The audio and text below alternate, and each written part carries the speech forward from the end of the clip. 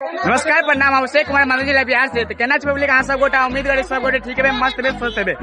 और ये हमारे फर्स्ट ब्लॉग है जो हम पब्लिक में बना रहा छी। और ये फर्स्ट ब्लॉग पब्लिक में तैयार कर रहा छी हम। और अहाँ सब बच्चे सपोर्ट करू ब्लॉग पर से। अभी हम लदनिया पर मधुबनी जिला के लदनिया प्रखंड के गढ़ा गाँव में पहुँच गए छी।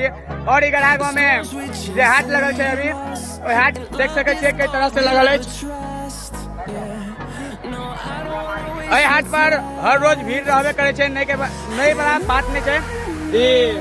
लदनिया प्रखंड के गढ़ा गाँव के जे स्थान है जता एहन तरह से हाट लगल है देख सके छे पूरा केहन लगे छे।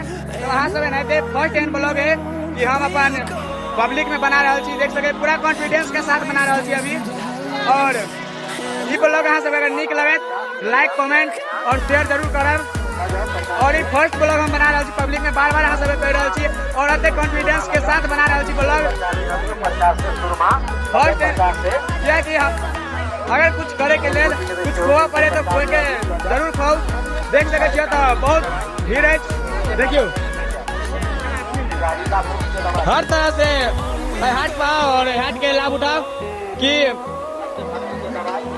आगे तो बतेबे कर ले। गढ़ा के जाइए हाट लगा बहुत अच्छा लगेगा।